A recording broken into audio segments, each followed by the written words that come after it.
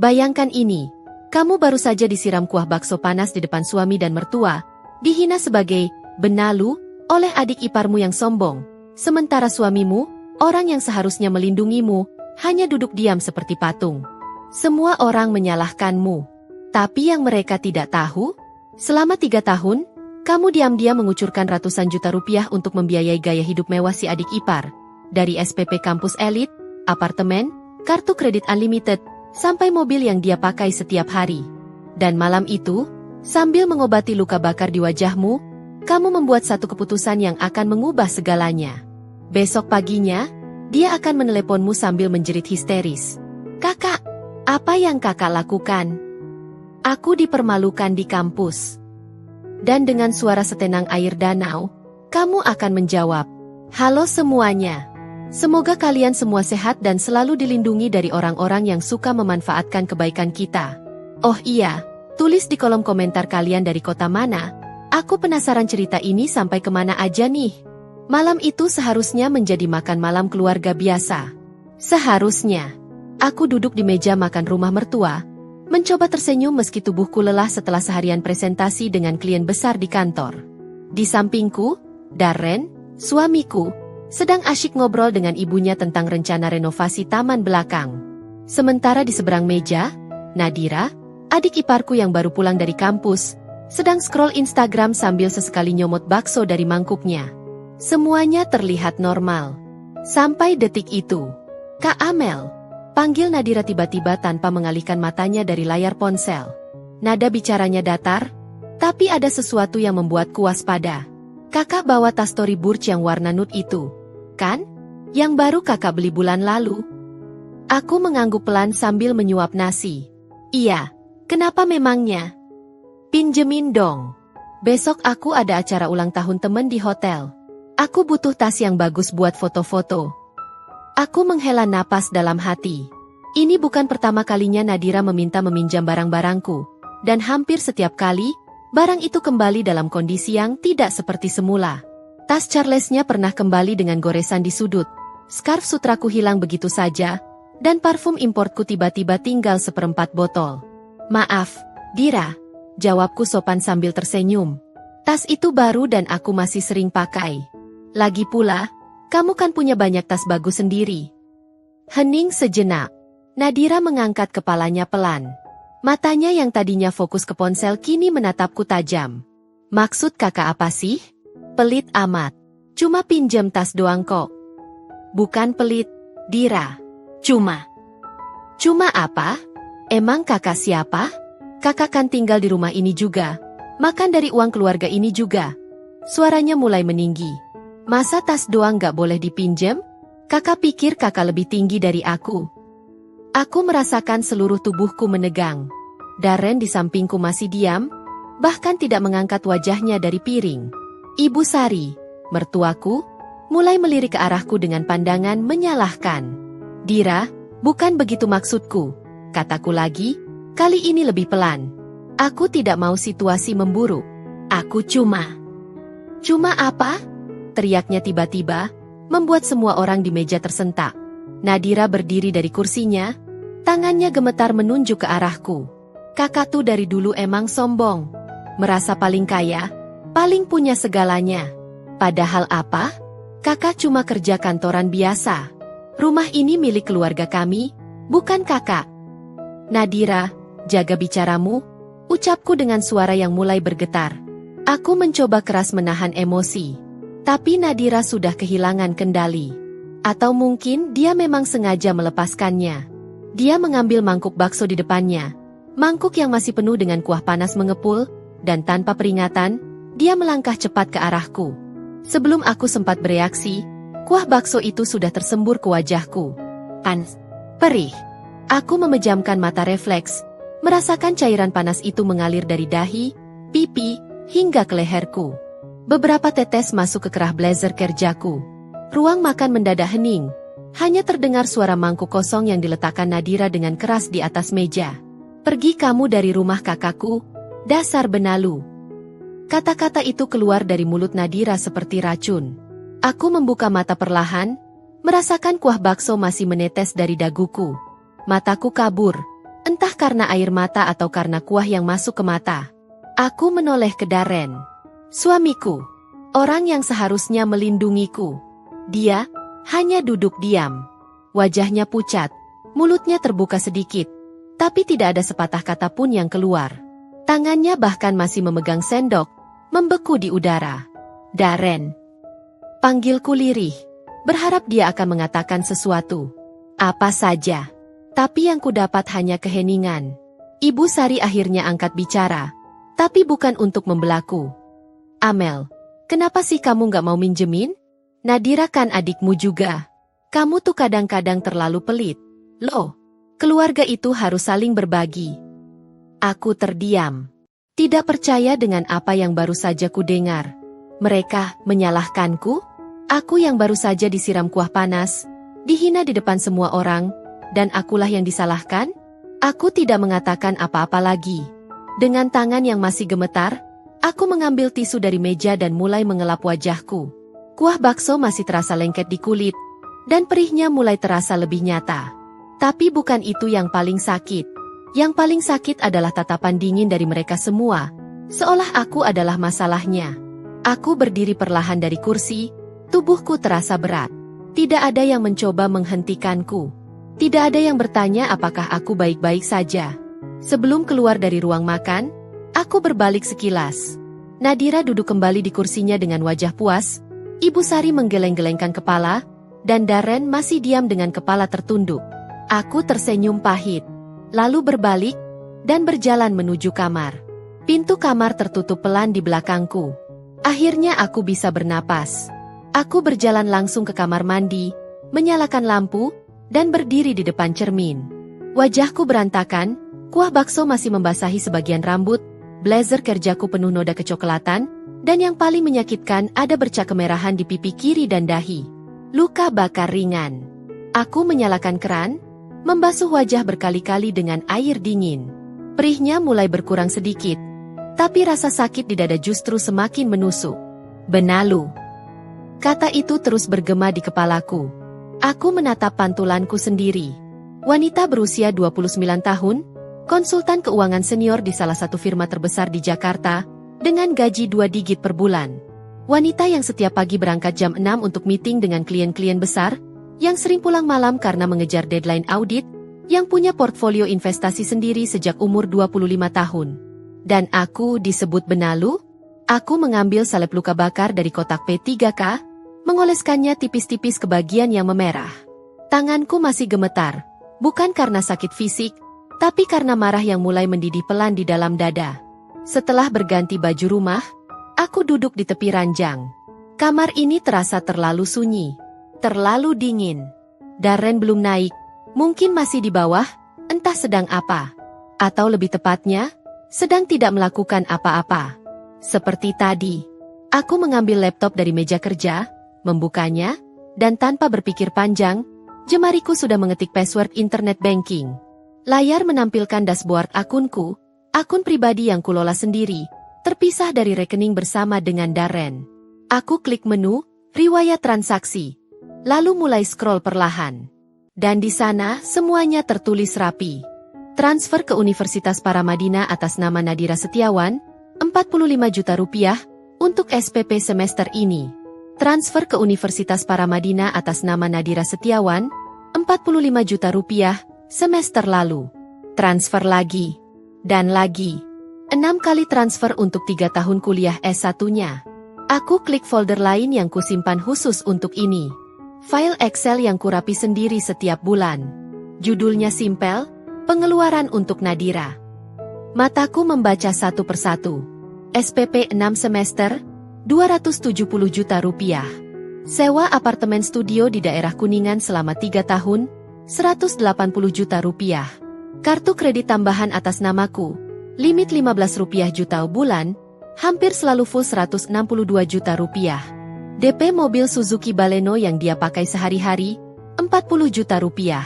Cicilan bulanan mobil, atas namaku juga 28.800.000 rupiah. Total keseluruhan, 680.800.000 rupiah. Hampir 700 juta rupiah. Aku menutup mata, menarik napas panjang. Uang itu semua keluar dari rekening pribadiku. Hasil kerja kerasku selama bertahun-tahun. Lembur, proyek bonus, komisi dari klien besar yang berhasil ku close. Semuanya. Dan semua ini dimulai 3 tahun lalu. Tak lama setelah aku menikah dengan Darren. Aku masih ingat percakapan itu. Kami baru pulang dari bulan madu di Bali. Masih dalam fase bahagia-bahagianya sebagai pengantin baru. Suatu malam, Darren duduk di sampingku dengan wajah serius. "Sayang," katanya pelan. "Aku mau minta tolong." Aku langsung khawatir. "Kenapa? Ada apa?" Nadira kan baru lulus SMA. Dia keterima di universitas swasta yang bagus. Tapi, biayanya lumayan mahal. Bapak sudah pensiun. Dan ibu cuma punya uang tabungan terbatas. Gajiku sebagai supervisor di perusahaan konstruksi belum cukup buat nutup semuanya. Aku ingat aku langsung menggenggam tangannya. "Berapa yang kamu butuhkan?" "SPP per semesternya 45 juta. Terus Nadira bilang dia pengen tinggal di apartemen yang lebih dekat kampus biar nggak capek pulang pergi. Aku bingung. "Mel." Aku ingat aku tersenyum waktu itu. Tersenyum tulus karena merasa bisa membantu keluarga baruku. "Oke. Aku bantu. Anggap aja investasi buat masa depan Nadira." "Serius? Mel, ini banyak banget loh. Kita kan keluarga sekarang, Darren. Keluargamu ya keluargaku juga." Dan sejak saat itu, semua biaya Nadira jadi tanggung jawabku. Darren yang bilang dia akan usahakan ganti nanti kalau gajinya naik. Tapi sampai sekarang belum pernah sepeser pun kembali. Bahkan kartu kredit tambahan yang kuberikan untuk keperluan darurat Nadira berubah jadi alat belanja bulanan, kafe, boba, shopping baju, skincare, bahkan liburan ke Bandung sama teman-temannya. Aku nggak pernah protes. Aku pikir, ini bagian dari jadi istri yang baik. Dari jadi kakak ipar yang pengertian.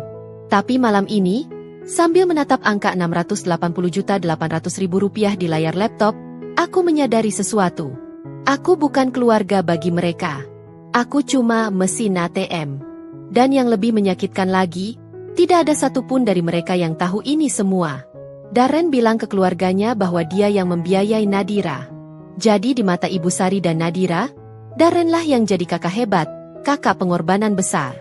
Sementara aku cuma istri yang ikut tinggal di rumah keluarga mereka. Padahal kenyataannya, Darren bahkan tidak tahu password internet bankingku. Dia nggak pernah tanya detail. Dia cuma bilang, "Makasih ya, sayang, kamu baik banget." Lalu selesai. Aku menutup laptop perlahan. Di luar, langit sudah gelap total. Jam menunjukkan pukul 10 malam. Kamar masih sepi, Darren belum naik juga. Entah dia takut menghadapiku, atau memang tidak peduli.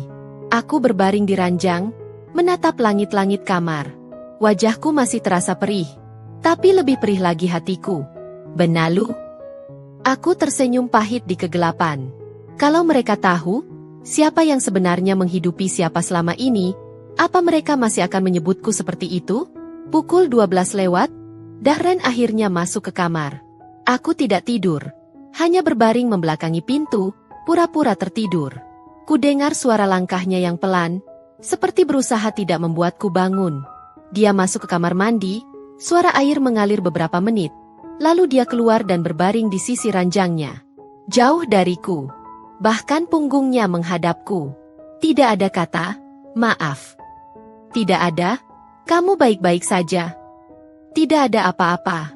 Aku membuka mata perlahan di kegelapan, menatap dinding kamar. Napas Darren mulai teratur. Dia tertidur dengan cepatnya. Sementara aku masih terjaga, dengan ribuan pertanyaan berputar di kepala.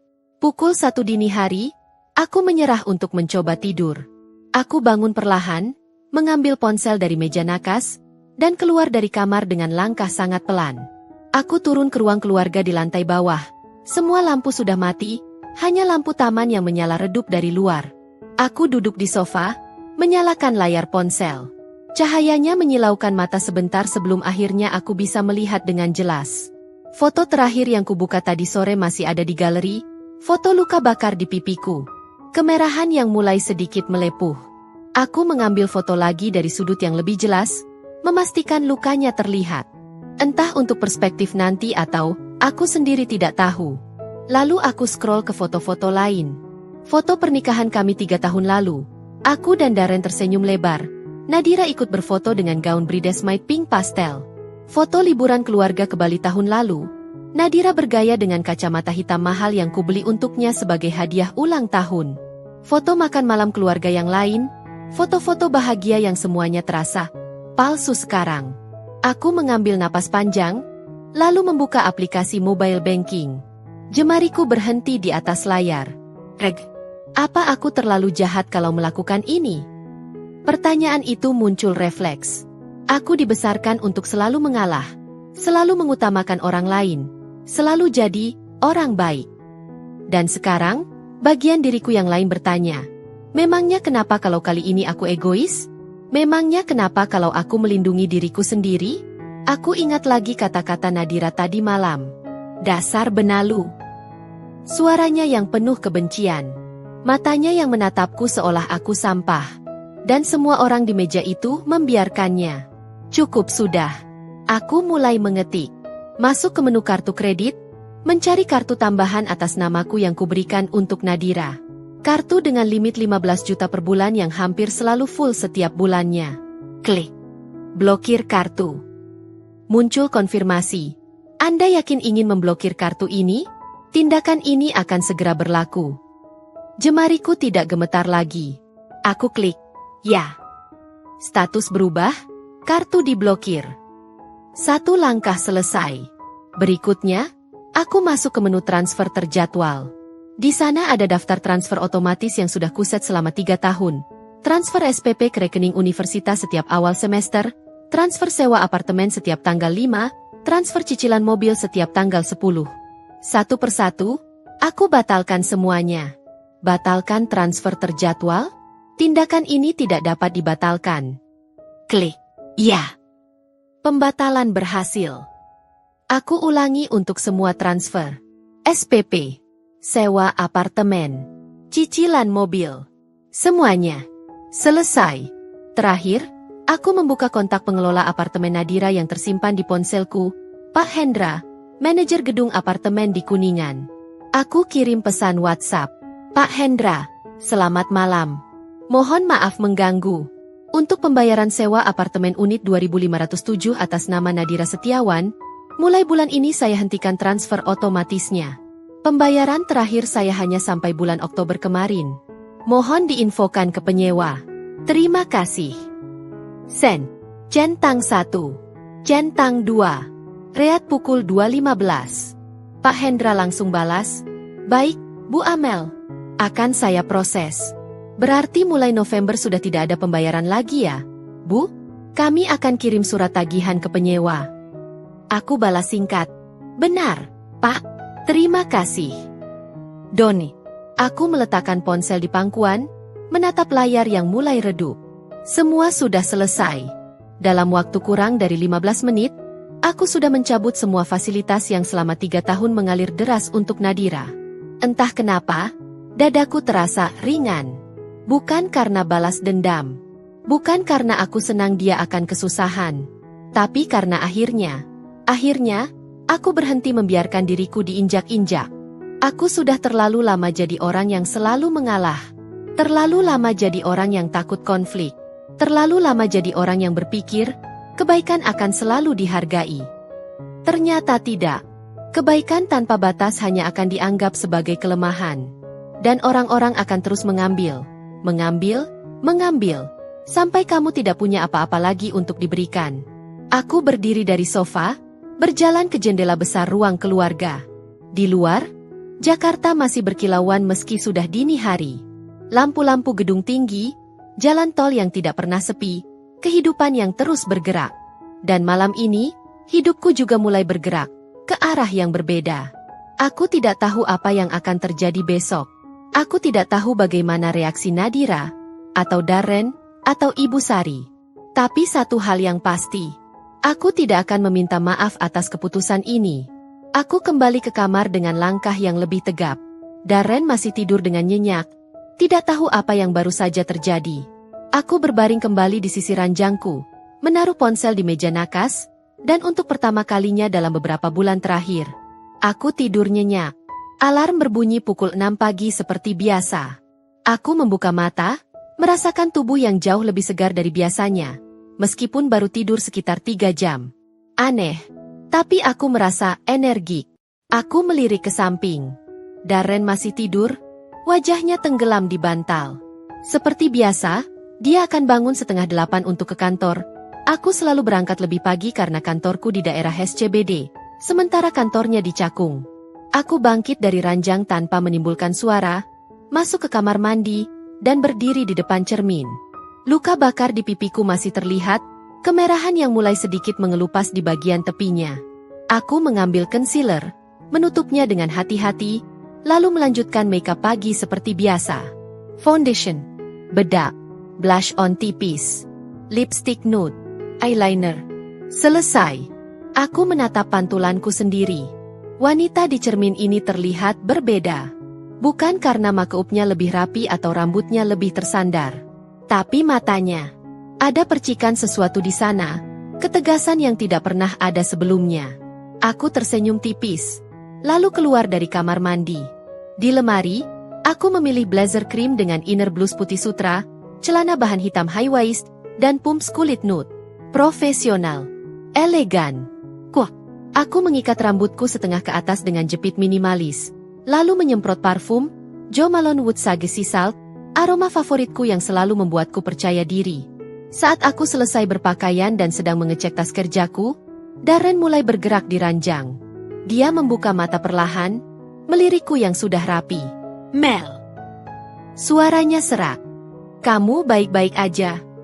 Aku berbalik, tersenyum. Bukan senyum pahit seperti semalam, tapi senyum tenang, terlalu tenang. Baik, kok. Kenapa emangnya? Darren duduk di tepi ranjang, mengusap wajahnya. Dia terlihat bingung. Soal kemarin malam aku. Sudah lupa aja. Potongku ringan sambil memasukkan laptop ke dalam tas. Aku nggak mau bahas itu lagi. Aku ada presentasi penting hari ini, jadi aku mau fokus ke kerjaan dulu. Tapi Mel, aku harusnya. Darren. Aku berbalik menghadapnya, masih dengan senyum yang sama. Sudah waktunya aku prioritaskan diriku sendiri. Sayang, kamu nggak usah khawatir. Aku baik-baik aja. Ekspresi Darren berubah, antara lega dan bingung. Seperti dia tidak yakin apakah aku benar-benar baik atau justru sedang menyimpan bom waktu. Tapi dia tidak bertanya lebih lanjut. Seperti biasa. Oke, kalau gitu, hati-hati di jalannya. Kamu juga.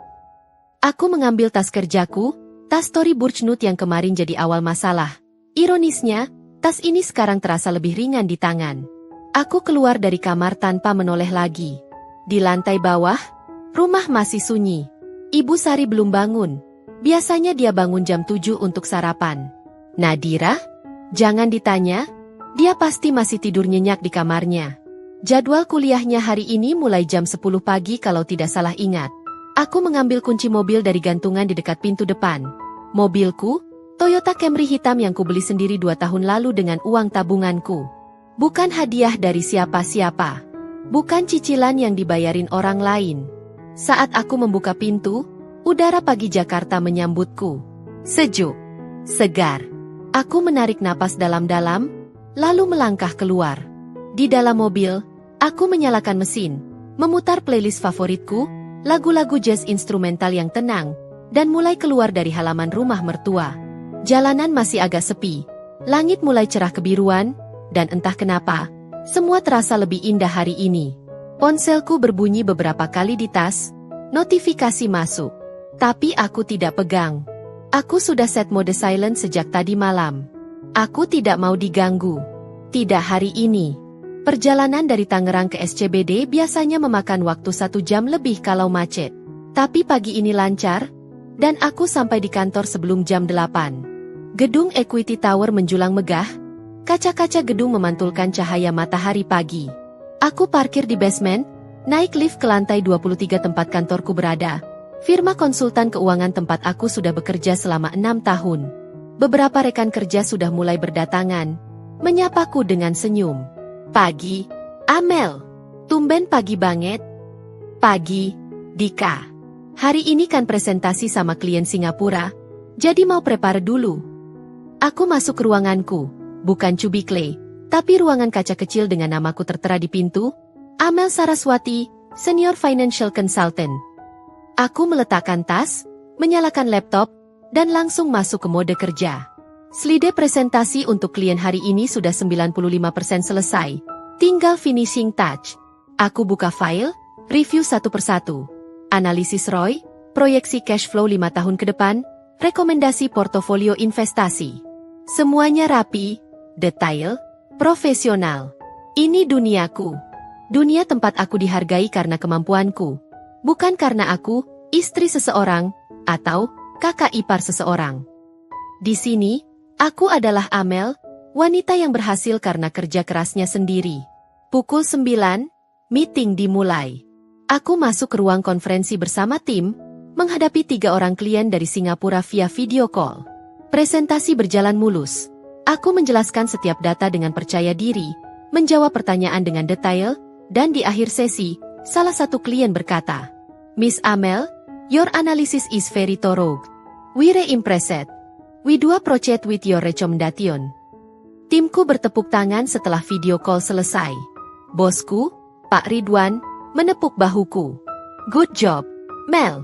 Ini kontrak besar, komisi kamu bulan ini pasti lumayan." Aku tersenyum. "Terima kasih, Pak." Saat kembali ke ruanganku, aku baru ingat ponsel. Aku mengeluarkannya dari tas, membuka mode silent. 47 message Charles. Semuanya dari Nadira. Belasan pesan WhatsApp dari nomor yang sama. Aku scroll sekilas tanpa membukanya. Semua terlihat panik dari preview notifikasinya. "Kak Amel, angkat dong. Kakak ini kenapa sih? Serius nih Kak, aku butuh bantuan." Ada juga beberapa panggilan dari nomor rumah mertua dan 1 missed call dari Darren. Tapi aku tidak angkat satu pun. Aku tidak balas satu pun. Aku menaruh ponsel di meja, menghadap ke bawah, lalu melanjutkan pekerjaanku. Ada laporan bulanan yang harus diselesaikan, ada email klien yang harus dibalas, ada meeting kedua siang nanti. Hidupku tidak akan berhenti karena drama keluarga. Aku sudah terlalu lama membiarkan hidup mereka mengontrol hidupku. Sekarang giliran aku yang pegang kendali. Dan di luar sana, entah di kampus atau dimanapun Nadira berada sekarang, aku tahu badai sudah mulai datang untuknya. Tapi aku duduk tenang di ruanganku, menyeruput kopi hitam hangat, sambil melihat pemandangan Jakarta dari jendela lantai 23. Untuk pertama kalinya dalam 3 tahun, aku merasa bebas. Pukul 9.15 pagi. Nadira keluar dari mobil Suzuki Baleno putihnya, mobil yang dia kira dibeli kakaknya, padahal DP dan cicilannya semua keluar dari rekeningku. Dia menutup pintu dengan sedikit dibanting. Wajahnya terlihat kesal karena tadi pagi sempat debat kecil dengan supir ojek online yang salah ambil rute. Nadira berjalan cepat menuju gedung Fakultas Ekonomi Universitas Paramadina dengan tas ransel pink pastel di punggung dan tumbler Starbucks di tangan, tumbler limited edition seharga hampir 1 juta yang dia beli pakai kartu kreditku bulan lalu. Rambutnya dikuncir tinggi. Dia pakai crop top putih dan celana jeans ripet, sneakers putih yang masih kinclong. Hari ini ada ujian tengah semester untuk mata kuliah manajemen keuangan. Ironisnya, mata kuliah yang dia paling gak suka karena terlalu ribet. Tapi dia santai saja. Toh, nilainya selama ini ya segitu-segitu aja. Yang penting lulus dan bisa lanjut pamer foto kelulusan nanti di Instagram. Dia melangkah masuk ke gedung, menyapa beberapa teman dengan lambaian tangan, lalu menuju lantai 3 tempat ruang ujian berada. Koridor masih ramai dengan mahasiswa yang mondar-mandir. Ada yang buru-buru baca catatan terakhir, ada yang santai ngobrol. Nadira sudah hampir sampai di depan pintu ruang 301 ketika Nadira Setiawan? Suara itu membuatnya berhenti. Seorang wanita paruh-baya dengan blazer formal biru dongker berdiri di dekat pintu, memegang clipboard. Ibu Tantri, staf bagian keuangan kampus yang biasanya mengurusi masalah administrasi mahasiswa. Iya, Bu. Ada apa? Nadira masih santai, bahkan sedikit tersenyum. Ibu Tantri menatapnya dengan ekspresi datar. Bisa ngobrol sebentar? Di luar saja. Tapi, Bu, sebentar lagi ujian mulai. Ini penting. Nada suara Ibu Tantri membuat Nadira sedikit deg-degan. Tapi dia tetap mengikuti, keluar dari kerumunan mahasiswa menuju sudut koridor yang lebih sepi. Ibu Tantri membuka map yang dipegangnya, mengeluarkan selembar kertas. Nadira, kamu sudah tahu kan kalau pembayaran SPP semester ini belum masuk? Nadira mengerutkan kening. Hah? Nggak mungkin, Bu. SPP saya kan auto debit. Pasti sudah masuk. Tidak. Kami cek sistem kemarin sore, pembayaranmu untuk semester ini belum tercatat. Dan ini bukan pertama kalinya. Semester lalu juga sempat telat 2 minggu. Wajah Nadira mulai pucat. Tapi itu pasti salah sistem, Bu. Maksud saya, kakak saya selalu bayar tepat waktu. Kami sudah konfirmasi ke bank. Transfer otomatis atas namamu dibatalkan. Dan karena ada tunggakan, kamu tidak bisa mengikuti ujian hari ini. Seketika, dunia Nadira terasa berhenti. Apa? Suaranya nyaris berbisik. Kamu punya tunggakan 2 semester? Total 90 juta rupiah. Sesuai peraturan kampus, mahasiswa dengan tunggakan lebih dari 1 semester tidak diperkenankan mengikuti ujian dan kegiatan akademik lainnya sampai tunggakan dilunasi. Tapi Bu, ini pasti salah. Nadira. Ibu Tantri memotong dengan tegas. Ini bukan salah sistem. Ini masalah administrasi yang harus kamu selesaikan dengan keluargamu. Silakan hubungi orang tua atau walimu, lalu datang ke bagian keuangan untuk pembayaran. Setelah lunas, baru kamu bisa ikut ujian susulan. Nadira terdiam. Mulutnya terbuka tapi tidak ada kata yang keluar. Di belakangnya, dia bisa dengar suara dosen masuk ke ruang ujian. Pintu ditutup, ujian dimulai. Maaf ya, Nadira. Ini aturan kampus. Ibu Tantri memasukkan kembali kertas ke dalam map, lalu berlalu meninggalkan Nadira yang masih terpaku di koridor. Mahasiswa lain yang kebetulan lewat melirik Nadira dengan tatanan penasaran. Bisikan mulai terdengar. Itu Nadira kan? Kenapa dia nggak masuk ujian? Katanya SPP-nya belum dibayar. Deh? Serius? Padahal dia kan suka pamer foto makan di kafe mahal. Nadira merasakan wajahnya memanas. Telinganya berdenging. Dia berbalik cepat, berlari menuruni tangga dengan napas tersengal. Air matanya sudah mulai menggenang tapi dia tahan. Dia nggak mau nangis di depan orang-orang. Sesampainya di lantai dasar, dia langsung mengeluarkan ponsel dari saku celana dengan tangan gemetar. Dia buka aplikasi mobile banking. Saldo rekening tabungannya tinggal Rp1.247.000. Uang jajan bulan ini yang sudah hampir habis. 90 juta. Dari mana dia bisa dapat 90 juta? Dia langsung telepon Amel. Nada sambung pertama, tidak diangkat. Kedua, tidak diangkat. Ketiga, keempat, kelima sampai puluhan kali. Kakak, angkat dong. Teriaknya frustasi di tengah parkiran kampus. Beberapa orang menoleh, tapi dia sudah tidak peduli. Dia coba kirim pesan WhatsApp. Kak Amel angkat dong. Kakak ini kenapa sih? Serius nih kak aku butuh bantuan. SPP aku belum dibayar kak tolong banget. Semua pesan cuma centang 2, dibaca tapi tidak dibalas.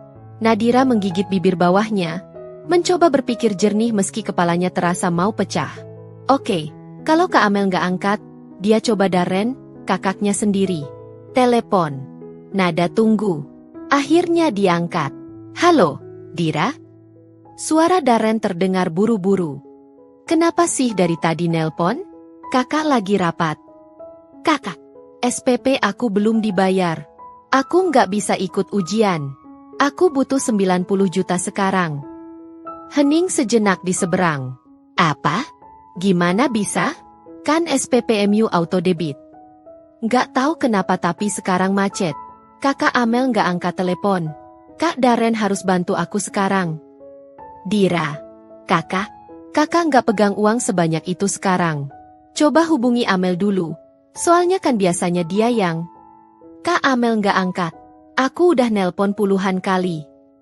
Suara Darren terdengar bingung dan panik. Ya udah, kakak coba hubungi dia. Kamu tunggu dulu, oke? Jangan panik. Jangan panik. Kakak tahu nggak aku baru aja diusir dari ujian di depan teman-teman aku. Ini memalukan banget. Iya, kakak ngerti. Kakak akan urus. Oke? Kamu pulang dulu aja. Telepon ditutup. Nadira berdiri sendirian di parkiran, napasnya memburu. Tangannya masih gemetar memegang ponsel. Dia butuh menenangkan diri. Ya, dia pergi ke kafe dulu. Biasanya kalau lagi stres dia pesan matcha latte dan duduk santai sambil scroll Instagram sampai pikirannya lebih tenang.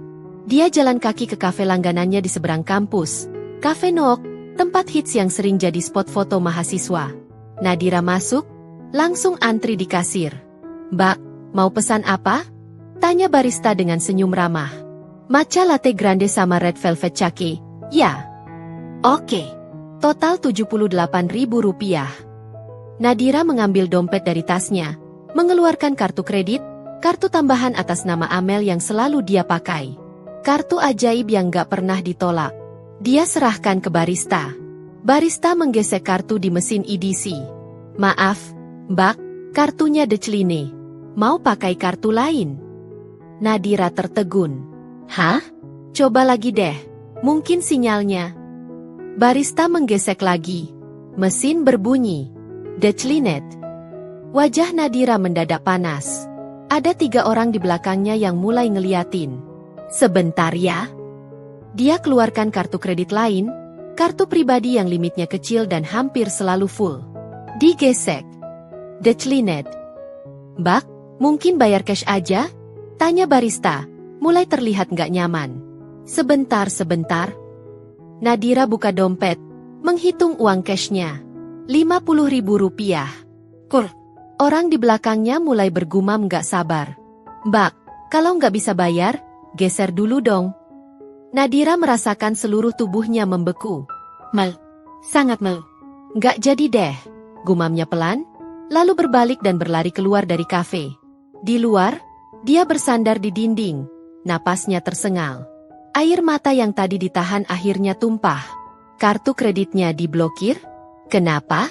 Dan tiba-tiba, seperti petir menyambar, dia ingat sesuatu. Semalam, makan malam, kuah bakso. Kata-katanya sendiri yang teriak ke Kak Amel. Dasar benalu.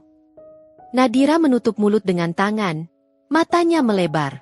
Gak mungkin Kak Amel. Nadira berdiri di trotoar depan kafe, masih dengan air mata yang mengalir di pipi. Tangannya gemetar memegang ponsel, otaknya mencoba memproses semua yang baru saja terjadi dalam 2 jam terakhir. SPP macet, kartu kredit diblokir, dipermalukan di depan orang banyak. Ini bukan kebetulan. Ini terlalu banyak untuk jadi kebetulan. Dia mencoba menenangkan diri, menarik napas dalam-dalam. Oke, mungkin ada kesalahan teknis. Mungkin sistem bank sedang error. Mungkin dia hanya perlu ke bank, urus langsung di sana. Nadira berjalan cepat menuju mobilnya yang terparkir di basement kampus. Sesampainya di dalam mobil, dia langsung menyalakan mesin dan keluar dari area parkir dengan sedikit ugal-ugalan. Ada pengendara motor yang hampir kena senggol, membunyikan klakson kesal. Tujuannya, cabang bank terdekat. Di tengah perjalanan, ponselnya berbunyi. Nomor tidak dikenal. Dia angkat dengan cepat, berharap ini dari Kak Amel atau siapapun yang bisa membantunya. Halo. Selamat siang. Dengan Ibu Nadira Setiawan? Suara formal seorang pria. Iya, saya sendiri. Ini siapa? Saya dari Geraha Kuningan Apartemen Manajemen, Pak Hendra. Maaf mengganggu waktunya. Kami ingin menginfokan bahwa pembayaran sewa untuk unit 2507 bulan November belum kami terima. Biasanya transfer otomatis masuk setiap tanggal 5, tapi bulan ini tidak ada. Nadira hampir kehilangan kendali setir. Dia menepi mendadak ke bahu jalan, membuat mobil di belakangnya membunyikan klakson panjang. Apa? Nggak mungkin. Itu kan transfer otomatis. Kami sudah konfirmasi dengan pihak yang biasa melakukan pembayaran, dan mereka menginfokan bahwa pembayaran dihentikan efektif bulan ini. Jadi Ibu Nadira punya waktu 3 hari untuk melakukan pembayaran secara manual, atau kami terpaksa harus meminta Ibu untuk mengosongkan unit sesuai perjanjian kontrak. 3 hari. Pak, ini pasti ada kesalahan. Maaf, Bu, ini sudah sesuai prosedur. Pembayaran sewa November adalah Rp25 juta. Mohon segera ditransfer ke rekening manajemen. Terima kasih. Klik. Telepon ditutup sepihak. Nadira menatap layar ponselnya dengan mata melebar. Napasnya mulai pendek-pendek. 25 juta. Untuk sewa apartemen. Yang harus dibayar dalam 3 hari. Dia melempar ponsel ke jok penumpang. Kedua tangannya mencengkram setir dengan erat. Kepalanya pusing. Semuanya runtuh dalam satu pagi. Dia kembali menyalakan mesin, melanjutkan perjalanan ke bank dengan pikiran kacau. Sesampainya di bank, dia parkir sembarangan, bahkan hampir nabrak pembatas, lalu berlari masuk ke dalam. Antrian panjang.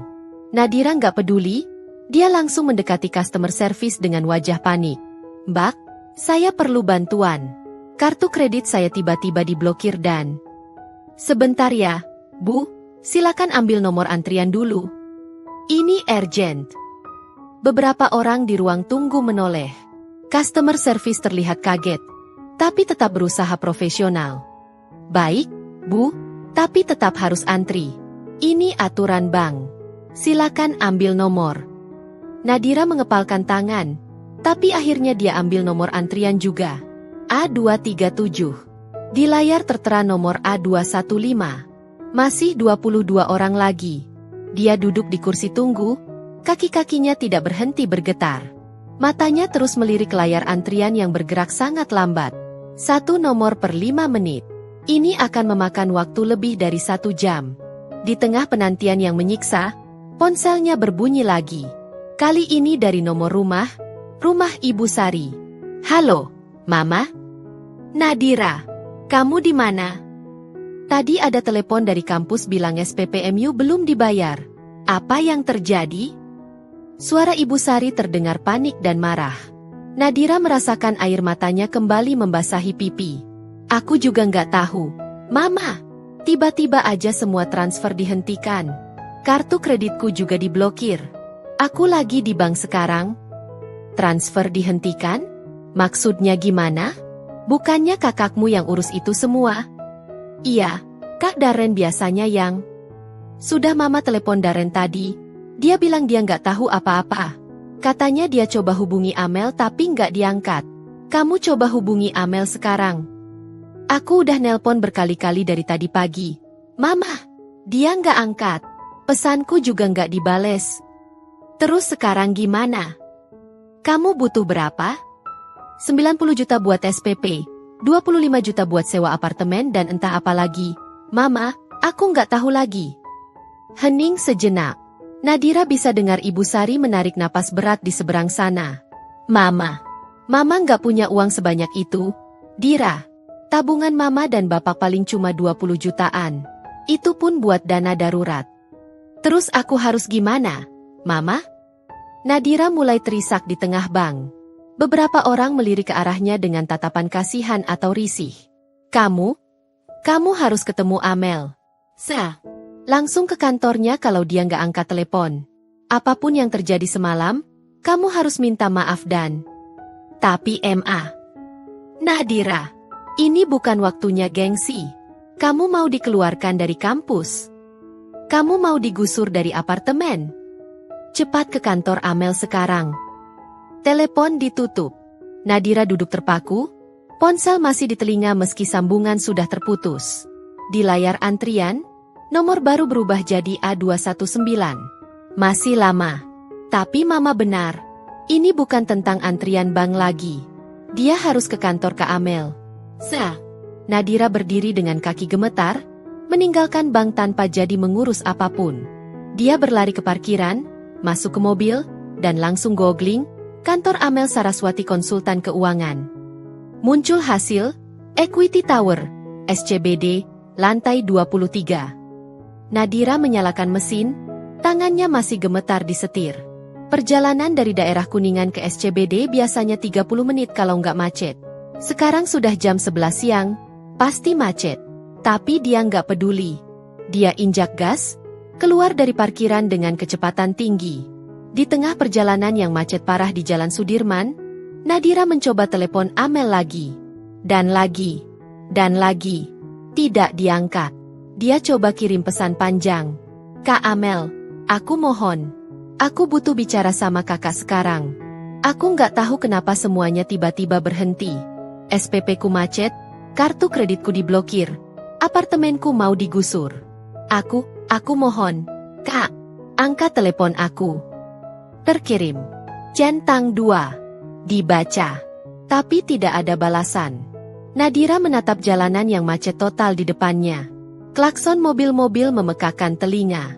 Panas matahari siang menyengat masuk lewat kaca mobil. AC mobilnya tiba-tiba terasa nggak cukup dingin. Dan saat dia melirik ke dashboard, dia melihat sesuatu yang membuat jantungnya berhenti sedetik. Indikator bensin. Hampir kosong. Nggak mungkin. Gumamnya pelan. Dia ingat tadi pagi niat mau isi bensin tapi nunda karena buru-buru ke kampus. Sekarang tinggal 1/4.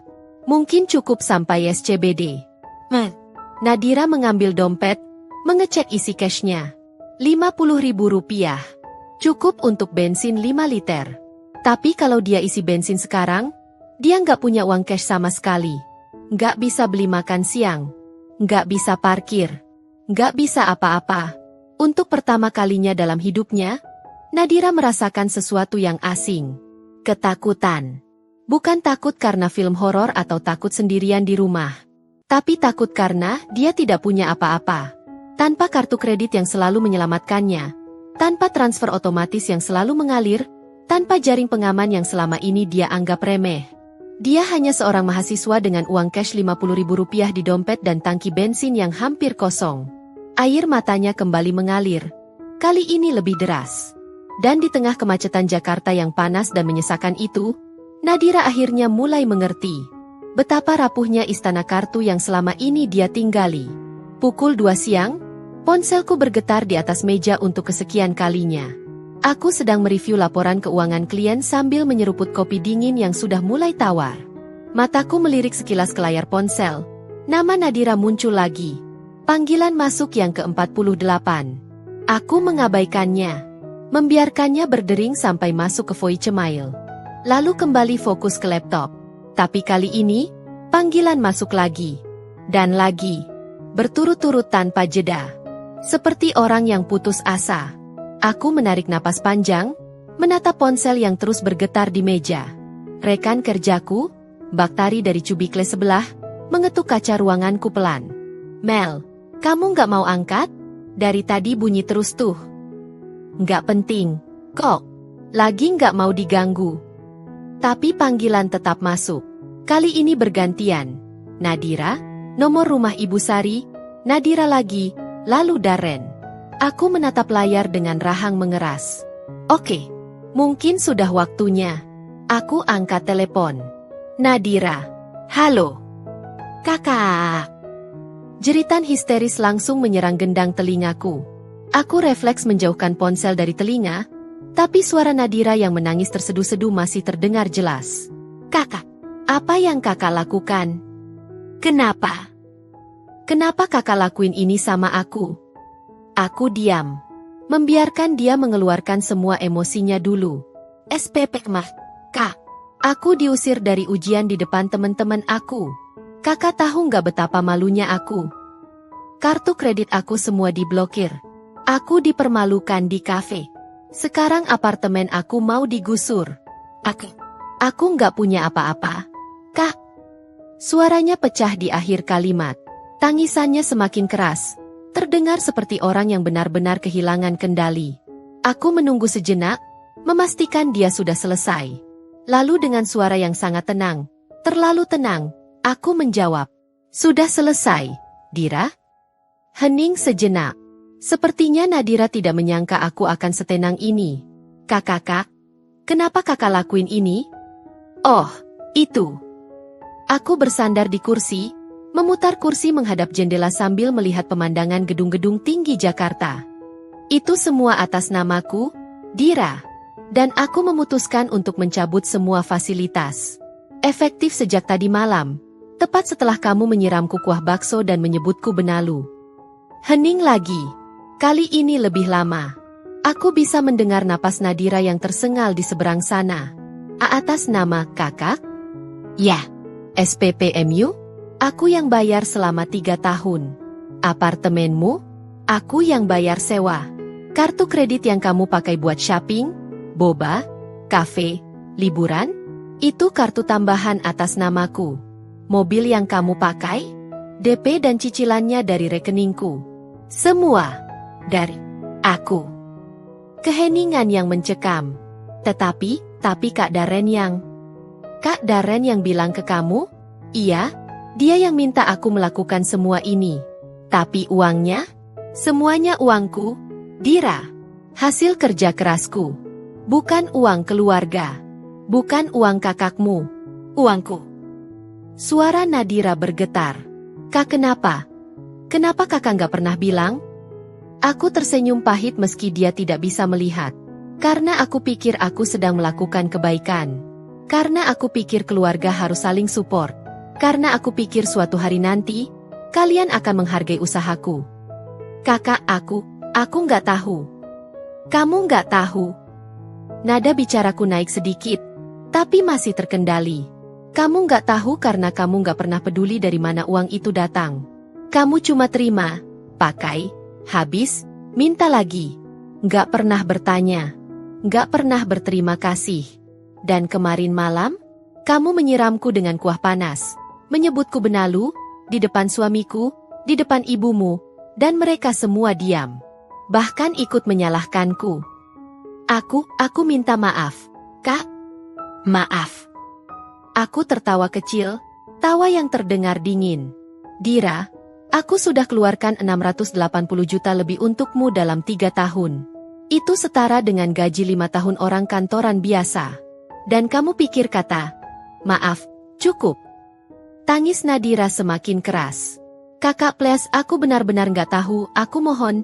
Kak, aku butuh bayar SPP, aku nggak mau dikeluarkan dari kampus, aku nggak punya uang, Kak please. Aku menutup mata, menarik napas panjang.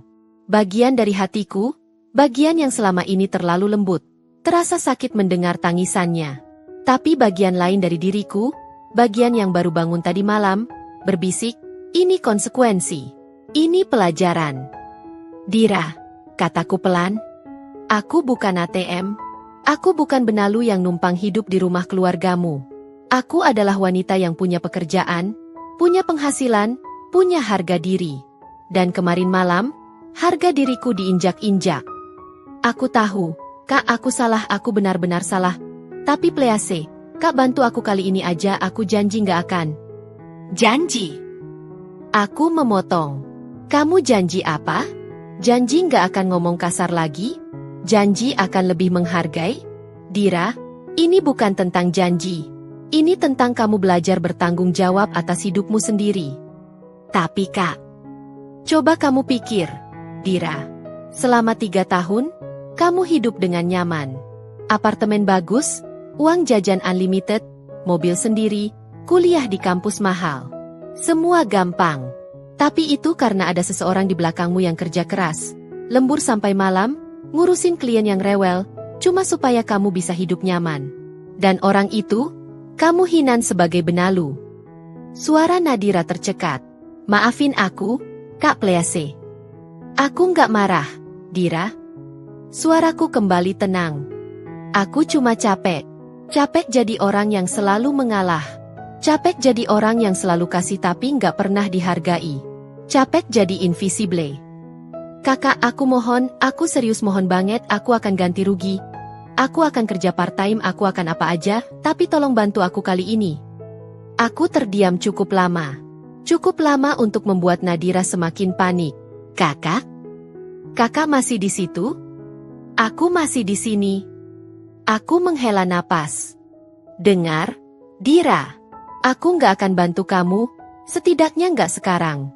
Kamu perlu belajar. Kamu perlu merasakan gimana rasanya nggak punya apa-apa. Gimana rasanya harus berjuang sendiri. Tapi SPP-ku, Kak, aku bisa dikeluarkan. Itu masalahmu sekarang. Coba kamu pikirin sendiri gimana cara selesaikan. Minta bantuan ke orang tua, cari pinjaman, cari beasiswa, kerja part-time, apapun. Tapi bukan aku yang akan selesaikan untukmu.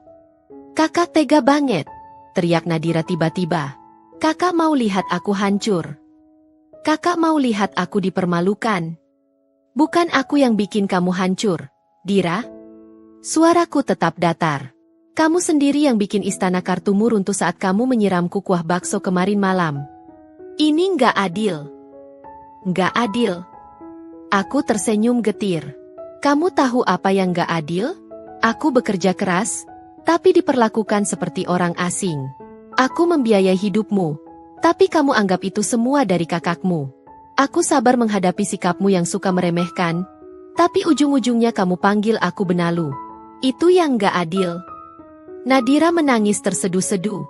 Maafin aku, please, aku nggak akan ulangin lagi. Mungkin suatu hari aku akan maafin kamu, Dira. Tapi hari ini bukan hari itu. Hari ini, kamu harus belajar. Kakak. Aku tutup dulu ya. Aku masih ada kerjaan. Kakak tunggu. Klik. Aku mematikan telepon. Untuk beberapa detik, aku hanya duduk diam, menatap layar ponsel yang kembali gelap. Tanganku sedikit gemetar, bukan karena takut, tapi karena adrenalin. Baru kali ini dalam hidupku aku berbicara setegas itu ke seseorang. Dan entah kenapa aku merasa lega. Ponselku bergetar lagi. Pesan WhatsApp dari Darren. Mel, tolong angkat telepon. Kita perlu bicara. Aku menatap pesan itu cukup lama. Lalu aku ketik balasan singkat. Nanti malam kita bicara di rumah. Sekarang aku masih kerja. Send. Aku menaruh ponsel menghadap ke bawah lagi, kembali ke laptop, dan melanjutkan pekerjaanku. Di luar sana, badai mungkin sedang mengamuk di kehidupan Nadira. Tapi di sini, di ruanganku yang tenang di lantai 23 Equity Tower, aku akhirnya bisa bernapas lega. Aku sampai di rumah mertua pukul 7 malam. Lebih lambat dari biasanya karena aku sengaja mampir ke kafe dulu, memesan secangkir chamomile tea, duduk sendirian sambil menyiapkan mental untuk apa yang akan terjadi malam ini. Begitu mobil masuk halaman, aku sudah bisa melihat semua lampu rumah menyala terang. Mobil Darren sudah parkir. Dia pulang lebih cepat dari biasanya. Dan yang membuatku sedikit terkejut, ada satu mobil lagi yang kupikir tidak akan ada di sini malam ini. Suzuki Baleno putih Nadira. Berarti dia berhasil sampai rumah dengan bensin yang hampir habis. Aku mematikan mesin, mengambil tas kerja, lalu turun dari mobil dengan langkah tenang. Mengambil napas dalam-dalam sebelum membuka pintu depan. Begitu pintu terbuka, aku disambut oleh pemandangan yang sudah kuduga. Mereka semua berkumpul di ruang keluarga. Ibu Sari duduk di sofa dengan wajah tegang. Darren berdiri di dekat jendela dengan tangan dilipat di dada, dan Nadira duduk di sofa dengan wajah sembab, mata merah, tisu kusut di tangannya. Semua mata langsung tertuju padaku. Amel. Suara Ibu Sari yang memecah keheningan. Nadanya datar tapi ada sesuatu di sana, kemarahan yang ditahan. Duduk. Kita perlu bicara. Aku menutup pintu pelan, melepas sepatu, lalu berjalan masuk dengan kepala tegak. Tidak seperti biasanya yang langsung ke kamar, kali ini aku duduk di sofa single seberang mereka. Posisi yang membuatku berhadapan langsung dengan ketiganya. Iya, Bu. Ada apa? Tanyaku dengan nada setenang mungkin. Ibu Sari menatapku tajam. Kamu tahu apa yang terjadi hari ini pada Nadira? Tahu. Dia sudah telepon dan cerita semuanya. Dan kamu? Kamu yang melakukan ini semua. Suara Ibu Sari mulai meninggi. Kamu yang blokir kartu kreditnya? Kamu yang hentikan pembayaran SPP? Kamu yang cabut semua bantuan begitu saja? Aku mengangguk pelan. Iya, Bu. Saya. Kamu tegas sekali sama adik suamimu. Bentak Ibu Sari tiba-tiba, membuat Nadira tersentak dan Darren menoleh cepat. Dia masih kuliah. Amel. Dia masih muda. Masa kamu mau lihat dia dikeluarkan dari kampus? Masa kamu mau lihat dia kehilangan tempat tinggal? Aku tetap tenang, meski jantungku berdegup kencang. Bu, boleh saya jelaskan sesuatu? Nggak ada yang perlu dijelasin. Kamu. Bu, tolong dengarkan saya dulu. Kali ini nadaku lebih tegas, membuat Ibu Sari terdiam, meskipun wajahnya masih penuh amarah. Aku mengeluarkan tablet dari tas kerjaku, membukanya, lalu membuka file Excel yang sudah kuprint tadi sore. Aku berdiri, berjalan mendekati meja, dan meletakkan 3 lembar kertas di atas meja. Cukup jelas untuk mereka semua lihat. Ini, kataku sambil menunjuk lembar pertama, adalah bukti transfer SPP Nadira selama 3 tahun. 6 semester.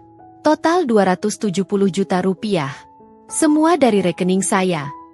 Ibu Sari dan Nadira menatap kertas itu dengan mata melebar. Ini, aku pindah ke lembar kedua, adalah bukti transfer sewa apartemen Nadira di Kuningan. 3 tahun, 180 juta rupiah. Dari rekening saya. Dan ini, lembar ketiga, adalah rincian penggunaan kartu kredit tambahan yang saya berikan untuk Nadira. Limit 15 juta per bulan, hampir selalu full. Total 3 tahun, 162 juta. Belum termasuk DP mobil 40 juta dan cicilan 28 juta lebih. Aku menatap mereka satu persatu. Total keseluruhan, 680 juta 800 ribu rupiah. Dari uang saya, bukan Darren. Dari hasil kerja keras saya, bukan keluarga ini. Keheningan. Ibu Sari menatap kertas-kertas itu dengan mulut terbuka. Nadira menunduk dalam-dalam, tangannya gemetar memegang tisu. Darren wajahnya pucat pasi, seperti baru saja melihat hantu. Kak, kenapa? Kenapa kamu gak pernah bilang? Suara Ibu Sari bergetar. Karena Darren yang meminta saya untuk membantu Nadira. Tapi dia yang bilang ke Ibu dan Nadira bahwa dia yang membiayai semuanya. Jadi selama ini, di mata Ibu dan Nadira, Darrenlah yang jadi kakak pengorbanan besar. Sementara saya cuma istri yang ikut tinggal di rumah ini. Aku berbalik menatap Darren. Suamiku berdiri kaku, tidak berani menatap mataku. Betul kan, Darren? Darren membuka mulut, tapi tidak ada suara yang keluar. Dia hanya menunduk. Ibu Sari terlihat bingung, menatap anaknya. Darren, ini benar. Darren menarik napas gemetar. Iya, Mama. Tapi aku nggak bermaksud. Nggak bermaksud apa? Potongku. Nggak bermaksud mengambil kredit atas uang yang keluar dari kantongku? Nggak bermaksud membuat keluargamu pikir kamu yang hebat sementara aku jadi bayangan? Amel, aku nggak. Dan kemarin malam, aku memotong lagi. Kali ini suaraku mulai bergetar. Ketika Nadira menyiram aku dengan kuah bakso panas, memanggil aku benalu, menghina aku di depan kalian semua. Kamu diam saja, Darren. Kamu nggak bilang apa-apa. Nggak melindungi aku. Nggak membela aku. Aku menatap Ibu Sari. Dan Ibu malah menyalahkan saya. Bilang saya pelit. Bilang saya harusnya lebih pengertian. Padahal Ibu nggak tahu, tidak tahu, bahwa selama 3 tahun, saya mengucurkan ratusan juta untuk anak Ibu. Dan terima kasihnya, disiram kuah panas dan disebut benalu. Air mataku mulai menggenang, tapi aku tahan. Aku tidak mau menangis sekarang. Ibu Sari terlihat syok. Wajahnya berubah dari marah menjadi bersalah. Amel, aku nggak tahu. Iya, Bu. Ibu nggak tahu. Karena tidak ada yang merasa perlu memberitahu Ibu. Aku menatap Nadira yang masih menunduk. Dira, lihat aku.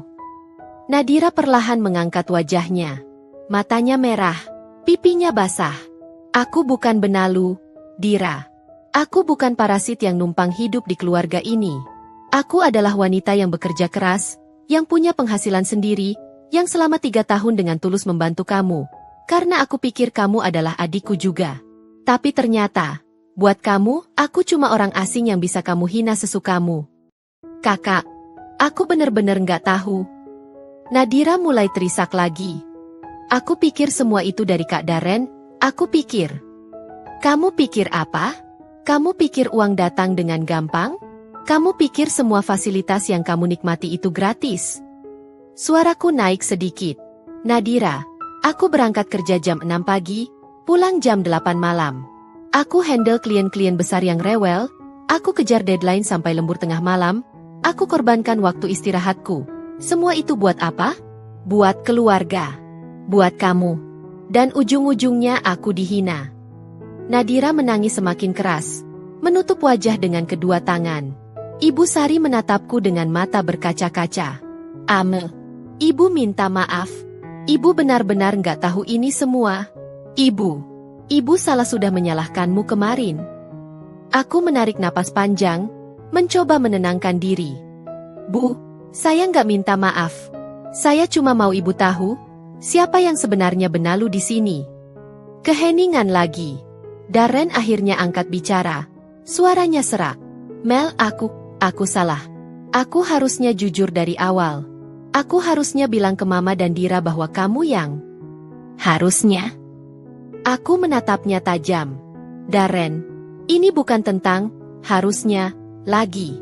Ini tentang kamu membiarkan aku diinjak-injak kemarin malam. Kamde, saat istrimu, orang yang kamu nikahi, yang kamu janjikan akan kamu lindungi, dihina dan disakiti fisik, kamu diam. Darren terlihat hancur. Aku nggak tahu harus bilang apa waktu itu. Kamu nggak tahu. Aku tertawa pahit. Yang perlu kamu katakan cuma, Dira, jangan kasar sama istriku. Sesimpel itu, Darren.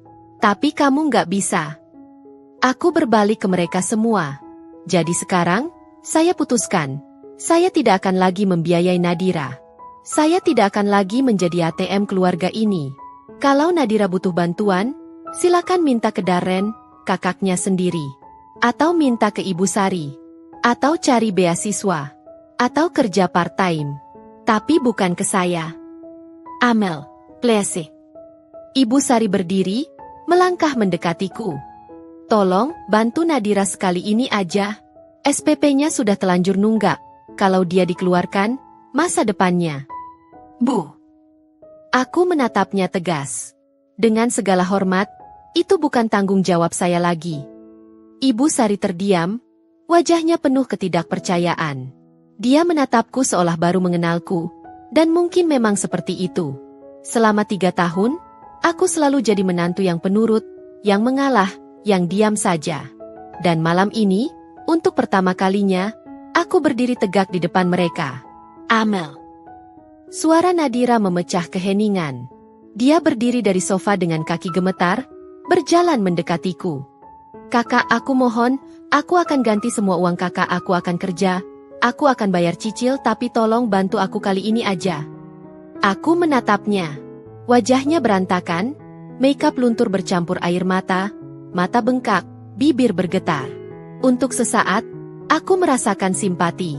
Tapi kemudian aku ingat lagi tatapannya yang penuh kebencian kemarin malam, suaranya yang membentak, dan kuah panas yang mengenai wajahku.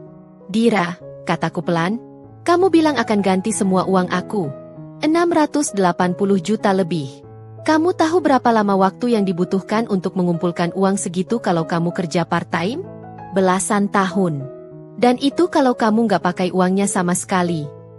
Nadira menangis semakin keras. Aku akan usaha, Kak, aku janji. Janji mudah diucapkan, Dira. Yang susah itu menjalankannya. Aku mengambil tas kerjaku dari sofa. Aku lelah. Aku mau ke kamar dulu. Amel. Ibu Sari memanggilku dengan nada tinggi. Kamu nggak bisa egois kayak gini. Nadira itu adikmu juga sekarang. Keluarga harus saling bantu. Aku berbalik, menatapnya dengan tatapan lelah. Bu, selama 3 tahun saya sudah bantu.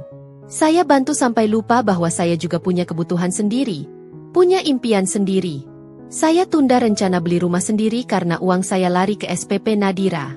Saya tunda rencana ambil program EMBA karena uang saya habis buat apartemen Nadira. Saya korbankan banyak hal. Dan kemarin malam saya disebut benalu. Suaraku mulai bergetar di akhir kalimat. Aku menarik napas, menahan air mata yang mulai memaksa keluar. Jadi tolong, Bu, jangan sebut saya egois. Karena selama ini, saya terlalu tidak egois sampai lupa melindungi diri saya sendiri. Aku berjalan menuju tangga, tapi langkahku terhenti saat Darren memanggilku. Mel, tunggu. Aku tidak berbalik, hanya berhenti di tangga. Aku akan cari pinjaman. Aku akan urus SPP Nadira. Aku akan tanggung jawab mulai sekarang. Tapi tolong jangan seperti ini. Kita bisa bicara baik-baik. Darren. Aku memotong tanpa berbalik. Kemarin malam, saat aku butuh kamu untuk berdiri di sisiku, kamu diam. Sekarang kamu minta aku untuk bicara baik-baik? Aku tertawa kecil, pahit. Aku sudah bicara baik-baik selama 3 tahun. Dan lihat kemana itu membawaku. Aku naik tangga, meninggalkan mereka bertiga di ruang keluarga. Bisa kudengar suara Nadira yang kembali menangis terseduh-seduh, suara Ibu Sari yang mulai memarahi Darren dengan nada rendah, dan suara Darren yang berusaha menjelaskan sesuatu dengan suara parau. Sesampainya di kamar, aku menutup pintu dan bersandar di sana. Seluruh tubuhku gemetar, bukan karena takut, tapi karena adrenalin yang masih mengalir deras. Aku baru saja melakukan sesuatu yang tidak pernah kubayangkan akan kulakukan. Berdiri tegak di hadapan mereka semua dan mengatakan kebenaran. Aku berjalan ke kamar mandi, menyalakan air, dan membasuh wajah berkali-kali. Air dingin menyentuh kulitku, tapi tidak cukup untuk meredakan panas yang kurasakan di dada. Saat aku menatap cermin, aku melihat luka bakar kemarin yang mulai mengering di pipiku. Bekas dari kuah bakso, bekas dari kata-kata, benalu, yang dilemparkan padaku. Tapi malam ini, untuk pertama kalinya, aku tidak melihat diri sendiri sebagai korban. Aku melihat diri sendiri sebagai orang yang akhirnya berani mengatakan, cukup. Aku keluar dari kamar mandi, berganti baju rumah, lalu duduk di tepi ranjang. Ponselku bergetar, pesan masuk dari nomor yang tidak kusimpan. Aku buka. Kak Amel, ini aku Nadira. Please, aku benar-benar mohon. Aku nggak bisa tidur. Aku nggak tahu harus gimana. Aku takut dikeluarkan dari kampus. Aku takut kehilangan semuanya. Please kakak, aku akan apa aja, aku mohon. Aku menatap pesan itu cukup lama. Jemariku melayang di atas keyboard, tapi akhirnya aku menutup aplikasi tanpa membalas. Bukan karena aku keras hati, tapi karena aku tahu, kalau aku membantunya sekarang, dia tidak akan belajar apa-apa. Dia akan kembali ke pola yang sama, mengambil, tanpa pernah menghargai. Aku berbaring di ranjang, menatap langit-langit kamar. Dari bawah, masih terdengar samar suara-suara mereka berdiskusi, atau mungkin bertengkar. Tapi aku sudah tidak peduli lagi. Untuk malam ini, aku memilih diriku sendiri. Dan entah kenapa, meski dadaku terasa berat, ada sesuatu yang terasa jauh lebih ringan di sana. Sekitar setengah jam kemudian, pintu kamar terbuka pelan. Darren masuk dengan wajah lelah, mata berkantung. Dia menutup pintu, berdiri canggung di dekat lemari, seolah tidak yakin apakah dia boleh mendekati ranjang atau tidak. Mel. Suaranya parau. Aku tidak menjawab, hanya menatap langit-langit. Aku tahu aku salah. Aku harusnya jujur dari awal. Aku harusnya membela kamu kemarin. Dia menarik napas gemetar. Aku nggak tahu harus bilang apa lagi selain minta maaf. Hening. Amel, please jawab aku. Aku akhirnya berbalik, menatapnya. Kamu tahu apa yang paling sakit, Darren? Dia terdiam, menunggu. Bukan karena kamu nggak jujur soal uang. Bukan karena kamu ngambil kredit atas pengorbananku. Suaraku bergetar. Tapi karena kemarin malam, saat aku dilecehkan, disakiti, dihina di depan matamu, kamu diam. Kamu membiarkan mereka memperlakukanku seperti itu. Dan di situ aku sadar, aku bukan prioritas kamu. Bukan seperti itu, Mel. Terus seperti apa? Aku duduk di tepi ranjang, menatapnya tajam. Darren, aku istrimu. Seharusnya kamu melindungi aku. Seharusnya kamu yang pertama berdiri dan bilang, jangan kasar sama istriku. Tapi kamu enggak. Kamu milih diam karena kamu takut konflik sama keluargamu. Darren menutup wajah dengan kedua tangan, pundaknya bergetar. Aku tahu aku pengecut. Aku nggak bisa ngomong apa-apa karena aku shock dan aku takut kalau aku bela kamu, Mama dan Dira akan marah. Jadi kamu lebih takut mereka marah daripada istrimu disakiti? Darren terdiam. Jawabannya sudah jelas tanpa dia perlu mengatakannya. Aku menarik napas panjang. Darren, aku butuh waktu. Aku butuh kamu berpikir serius, tentang pernikahan kita. Tentang apa yang kamu mau dari hubungan ini. Karena aku nggak bisa terus jadi orang yang selalu mengalah, yang selalu dikesampingkan demi keluargamu. Aku nggak mau kehilangan kamu, Mel. Suaranya nyaris berbisik. Kalau kamu nggak mau kehilangan aku menatapnya dalam-dalam. Maka mulai sekarang, kamu harus pilih. Pernikahan kita, atau kenyamanan keluargamu yang terus bergantung padaku. Darren menatapku dengan mata berkaca-kaca. Kamu minta aku pilih? Ya, aku minta kamu pilih. Suaraku tegas. Dan aku kasih kamu waktu 3 hari. 3 hari untuk berpikir, untuk memutuskan. Kalau dalam 3 hari kamu gak bisa kasih jawaban yang jelas, maka aku yang akan memilih jalanku sendiri.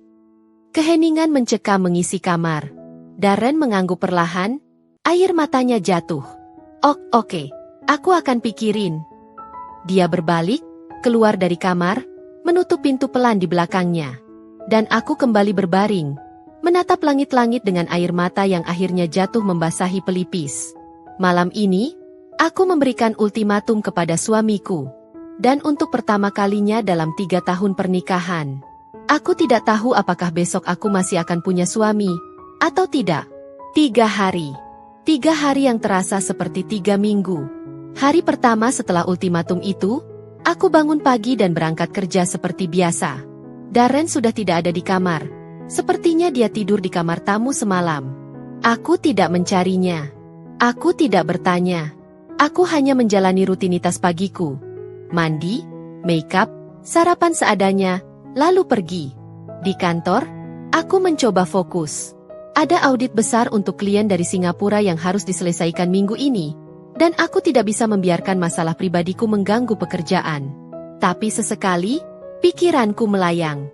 Melayang ke Darren yang mungkin sedang berpikir keras di kantornya. Melayang ke Nadira yang mungkin sedang panik mencari solusi untuk SPP-nya. Melayang ke Ibu Sari yang mungkin masih syok dengan semua fakta yang kubongkar kemarin malam. Tapi aku tidak menghubungi mereka. Dan mereka pun tidak menghubungiku. Ponselku sunyi sepanjang hari, tidak seperti 2 hari lalu yang dibombardir puluhan telepon dan pesan. Entah mereka akhirnya mengerti bahwa aku serius, atau mereka sedang menyusun strategi lain. Sore hari, saat aku sedang review laporan di ruanganku, ada ketukan di pintu kaca. Mbak Tari masuk dengan 2 cangkir kopi. Lagi banyak pikiran ya, Mel? Tanyanya sambil meletakkan 1 cangkir di mejaku. Aku tersenyum tipis. Kelihatan banget. Biasanya kamu kalau kerja sambil dengerin jazz. Sekarang dari tadi cuma diam. Mbak Tari duduk di kursi depan mejaku. Mau cerita? Atau butuh teman diam aja? Aku terdiam sejenak, lalu memutuskan untuk sedikit bercerita. Bukan detailnya, tapi garis besarnya. Aku lagi kasih ultimatum ke suami. Mbak Tari mengangkat alis. Serius? Soal apa? Soal prioritas. Soal dia harus pilih, pernikahan kami atau keluarganya yang terus bergantung padaku. Mbak Tari bersiul pelan. Wah, berat juga. Tapi menurutku, kamu udah bener. Kadang orang perlu dikasih pilihan yang jelas biar dia sadar apa yang penting buat dia. Tapi gimana kalau dia pilih keluarganya? Ya udah. Mbak Tari nyengir. Berarti dia bukan orang yang tepat buat kamu. Dan kamu masih muda, masih punya masa depan cerah. Percaya deh, Mel. Kamu itu wanita kuat, mandiri, dan punya value. Jangan pernah settle untuk orang yang gak bisa hargai itu. Aku tersenyum. Kali ini lebih tulus. Makasih, Tari. Santai aja. Sekarang fokus kerja dulu, urusan hati nanti malam aja dipikirin. Hari kedua. Aku pulang agak siang. Sengaja. Aku tidak ingin terlalu cepat bertemu Darren atau siapapun di rumah itu. Tapi saat sampai, rumah terasa berbeda. Lebih sunyi dari biasanya. Ibu Sari sedang di dapur, tapi dia tidak menyapaku seperti biasa. Hanya melirik sekilas, lalu kembali sibuk dengan masakannya. Aku naik ke kamar, dan di sana, aku menemukan sebuah notes kecil di atas meja nakas. Tulisan tangan Darren. Mel, aku menginap di hotel malam ini. Bukan karena aku lari dari masalah, tapi karena aku butuh ketenangan untuk mikir. Aku janji, aku akan kasih jawaban sebelum 3 hari habis. Aku mencintaimu. Aku menatap notes itu cukup lama. Bagian dari hatiku merasa lega. Setidaknya dia serius memikirkan ini. Tapi bagian lainnya merasa kesepian. Aku berganti baju, lalu duduk di tepi ranjang sambil menatap ponsel. Ada satu pesan WhatsApp dari nomor tidak dikenal yang masuk siang tadi. Kak, ini aku Nadira. Aku sudah ngomong sama pihak kampus. Mereka kasih waktu 2 minggu buat lunasi SPP, atau aku bener-bener dikeluarkan. Kak Darren bilang dia lagi cari pinjaman tapi belum ketemu. Mama udah jual beberapa perhiasan, tapi cuma dapat 15 juta. Aku lagi cari kerja part-time. Semoga kakak baik-baik aja. Aku membaca pesan itu berkali-kali. Nadira mencari kerja part-time? Itu hal pertama yang dia lakukan dengan inisiatif sendiri, tanpa minta bantuan orang lain. Aku tidak membalas pesan itu. Tapi untuk pertama kalinya, aku merasa ada harapan kecil bahwa dia mulai belajar. Hari ketiga. Hari ini adalah deadline. 3 hari yang kujanjikan untuk Darren. Dan aku tidak tahu apakah aku siap dengan jawaban apapun yang akan dia berikan. Aku datang ke kantor seperti biasa, tapi pikiranku benar-benar tidak fokus. Aku duduk di ruanganku, menatap layar laptop yang bahkan belum kubuka. Ponselku berbunyi, pesan dari Darren. Mel, aku ingin kita bicara malam ini. Facetime dulu atau langsung ketemu? Aku balas singkat, langsung ketemu. Aku pulang jam 6 sore. Oke, aku tunggu di rumah. Sisa hari itu berlalu dengan sangat lambat. Setiap jam terasa seperti 3 jam. Setiap menit terasa seperti membawa beban berat di dada. Pukul 6 sore, aku tutup laptop, rapikan meja, dan keluar dari kantor lebih cepat dari biasanya. Perjalanan pulang terasa lebih panjang, meskipun jalanan tidak terlalu macet. Sesampainya di rumah mertua, aku melihat mobil Darren sudah parkir di halaman. Lampu ruang tamu menyala, tapi rumah terasa sangat sunyi. Aku masuk, menutup pintu pelan, dan melihat Darren duduk sendirian di sofa ruang keluarga. Tidak ada Ibu Sari, tidak ada Nadira. Hanya kami berdua. Mama dan Dira kemana? Tanyaku sambil melepas sepatu. Aku minta mereka pergi keluar dulu. Aku bilang kita perlu bicara berdua. Darren berdiri, tangannya masuk ke saku celana. Posisi yang biasa dia ambil kalau dia nervous. Kamu mau duduk? Aku duduk di sofa seberangnya. Menjaga jarak. Posisi kami seperti sedang bernegosiasi bisnis, bukan membicarakan pernikahan. Darren menarik napas panjang. Mel, 3 hari ini adalah 3 hari terberat dalam hidupku. Aku diam, menunggu dia melanjutkan. Aku mikir tentang semuanya. Tentang gimana aku memperlakukanmu selama ini. Tentang gimana aku ngambil semua pengorbananmu for granted. Tentang gimana aku jadi pengecut yang gak bisa bela istriku sendiri. Suaranya mulai bergetar. Dan aku sadar, aku udah nyakitin kamu. Berkali-kali. Dia menatapku dengan mata berkaca-kaca. Aku juga ngomong sama Mama dan Dira. Aku bilang jujur ke mereka bahwa selama ini kamu yang membiayai semuanya. Aku bilang aku yang salah karena ngambil kredit atas pengorbananmu. Mama nangis. Mel, dia ngerasa bersalah banget udah memperlakukanmu seperti itu. Aku masih diam, meski dadaku mulai terasa sesak. Dira juga. Dia benar-benar menyesal. Dia bahkan udah daftar jadi SPG di mall buat kerja part-time. Dia mau belajar bertanggung jawab. Darren berdiri, berjalan mendekatiku, lalu berlutut di depan sofa, posisi yang membuatku sedikit kaget. Mel, aku pilih kamu. Aku pilih pernikahan kita. Suaranya tegas meski bergetar. Aku akan set batasan yang jelas sama keluargaku. Mulai sekarang, tanggung jawab Dira adalah tanggung jawab Mama. Aku, atau dia sendiri, bukan kamu. Aku akan cari pinjaman buat lunasi SPP semester ini sebagai tanggung jawab terakhir aku sebagai kakaknya. Tapi setelah itu, dia harus belajar mandiri. Air matanya mulai jatuh. Dan yang paling penting, aku janji. Aku gak akan pernah lagi diam kalau ada yang nyakitin kamu. Aku akan berdiri di sampingmu, melindungimu, karena itulah yang harusnya aku lakukan dari awal. Dia mengambil tanganku, hangat dan sedikit gemetar. Amel Saraswati, aku minta maaf. Sungguh-sungguh minta maaf. Dan aku mohon, kasih aku kesempatan untuk memperbaiki semuanya. Kasih aku kesempatan untuk jadi suami yang kamu layak dapatkan. Aku menatapnya, mata suamiku yang dulu pertama kali membuatku jatuh cinta. Mata yang pernah menatapku penuh cinta di hari pernikahan kami. Mata yang sekarang penuh penyesalan dan harapan. Air mataku akhirnya jatuh. Aku tidak tahan lagi. Darren. Suaraku parau.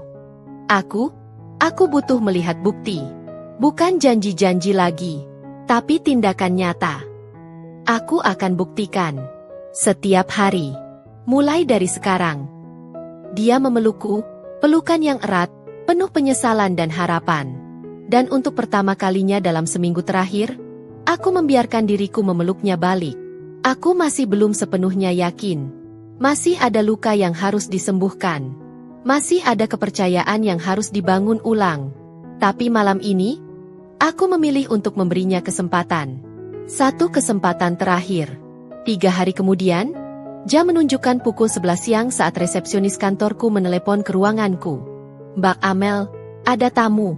Namanya Nadira Setiawan. Bilang dia adik ipar Mbak." Aku terdiam sejenak, jari-jariku berhenti mengetik di keyboard. "Nadira? Datang ke kantorku? Suruh dia tunggu di lobi ya.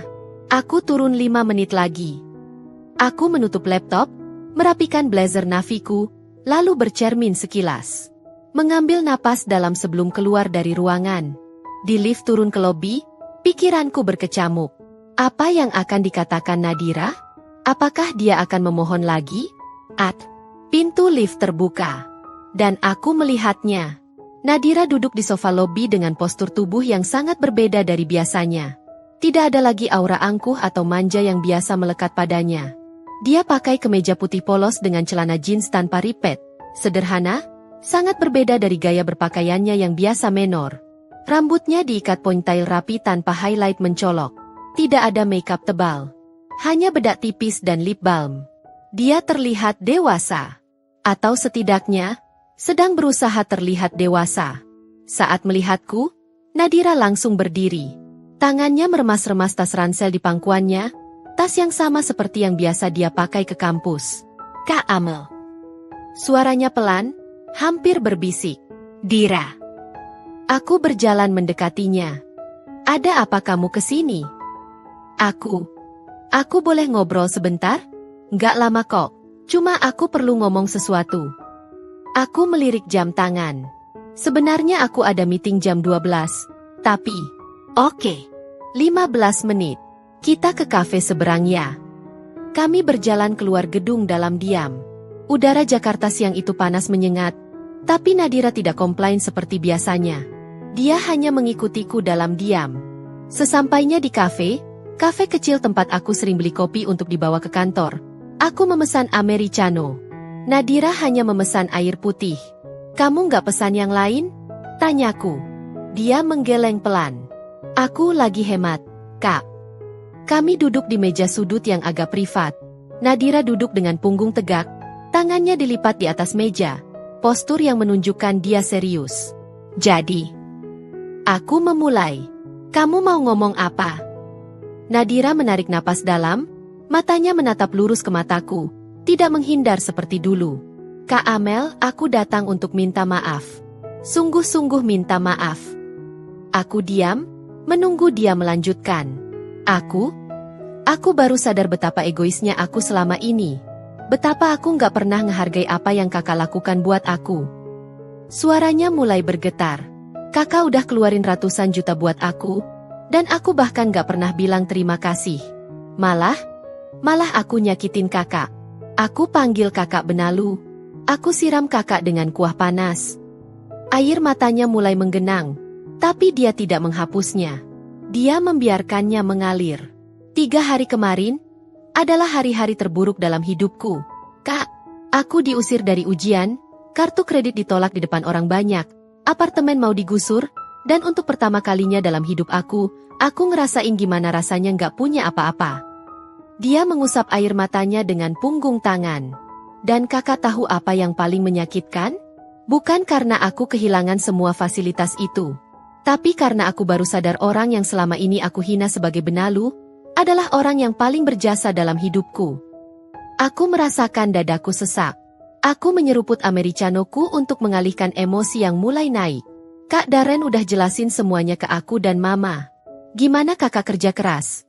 Gimana kakak rela ngabisin uang untuk aku? Gimana kakak nunda rencana beli rumah dan ambil Mbak karena prioritas aku? Dan aku." Dia terisak. Aku nggak tahu apa-apa. Kak, aku kira semua itu dari Kak Darren. Aku kira semua itu gampang. Dira. Aku akhirnya angkat bicara. Aku nggak marah karena kamu nggak tahu. Aku marah karena, bahkan tanpa tahu pun, kamu memperlakukanku dengan tidak hormat. Kamu meremehkan aku. Kamu menghina aku. Nadira mengangguk cepat, tangannya gemetar. Aku tahu, Kak. Dan itu salah aku. Besar. Aku nggak bisa balikin waktu. Tapi aku mau Kakak tahu bahwa aku udah mulai berubah. Dia mengeluarkan sesuatu dari tas ranselnya. Sebuah slip gaji kecil. Ini gaji pertamaku. Kak, aku kerja jadi SPG di mall weekend kemarin. Cuma dapat 1.200.000 untuk 2 hari kerja. Tapi, ini uang pertama yang aku dapetin dari keringat aku sendiri. Aku menatap slip gaji itu. Nadira, anak yang biasa belanja puluhan juta dengan kartu kreditku, sekarang bangga dengan gaji 1.200.000. Aku juga udah daftar beasiswa penuh untuk semester depan. Kalau aku lolos, SPP-ku bakal gratis dan aku cuma perlu bayar biaya admin. Aku juga udah pindah dari apartemen ke kosan yang lebih murah, 700.000 per bulan, jauh dari kampus tapi aku rela naik angkot. Dia menatapku dengan mata berkaca-kaca tapi ada percikan determinasi di sana. Kak Darren udah bantu lunasi SPP semester ini pakai pinjaman dari kantornya. Itu tanggung jawab terakhir dia ke aku. Setelah ini, aku harus berjuang sendiri. Dan aku siap, Kak. Aku terdiam cukup lama, menatap wajah Nadira yang sangat berbeda dari seminggu lalu. Wajah yang mulai mengerti arti perjuangan. Dira, kataku pelan, aku nggak akan bilang aku langsung bisa maafin kamu. Luka yang kamu buat di hatiku masih ada. Tapi, aku menghargai usahamu. Aku menghargai bahwa kamu mau belajar dan berubah. Nadira mengangguk, air matanya makin deras. Aku ngerti, Kak. Aku nggak harap Kakak langsung maafin aku. Aku cuma mau Kakak tahu bahwa aku benar-benar menyesal dan aku akan terus usaha jadi orang yang lebih baik. Dia berdiri, membungkuk dalam, gesture yang sangat formal dan penuh hormat. Terima kasih, Kak Amel. Terima kasih udah jadi kakak ipar yang baik, meskipun aku nggak layak dapat kebaikan itu. Terima kasih udah ngajarin aku pelajaran yang paling berharga dalam hidup aku. Aku juga berdiri, dan untuk pertama kalinya sejak insiden itu, aku mengulurkan tanganku. Aku nggak akan bantu kamu lagi secara finansial, Dira. Tapi kalau kamu butuh saran, butuh temen ngobrol, atau butuh kakak ipar yang dengerin kamu, aku ada. Nadira menatap tanganku dengan mata membulat. Lalu dia menjabatnya, jabatan yang erat, penuh arti. Terima kasih, Kak, terima kasih banget. Kami berpelukan singkat, bukan pelukan yang intim seperti keluarga dekat, tapi pelukan yang penuh pengertian dan harapan baru. Setelah Nadira pergi, berjalan ke halte bus karena dia bilang lagi hemat ongkos, aku berdiri sejenak di depan kafe, menatap langit Jakarta yang cerah. Untuk pertama kalinya dalam hidupku, aku belajar bahwa kebaikan tanpa batas hanya akan diinjak-injak. Bahwa mengatakan, tidak, bukan berarti aku jahat. Itu berarti aku menghargai diriku sendiri. Dan yang paling penting, bahwa tidak ada yang salah dengan melindungi harga diri. Malam harinya, aku pulang ke rumah dengan hati yang jauh lebih ringan. Darren sudah menepati janjinya. Dia mulai set batasan dengan keluarganya. Dia mulai lebih vokal kalau ada yang tidak adil. Dan dia mulai memprioritaskan pernikahan kami. Ibu Sari juga mulai memperlakukanku dengan lebih hormat. Tidak lagi menyuruh-nyuruh atau menganggap aku hanya menantu yang harus selalu mengalah. Dan Nadira? Dia benar-benar berubah.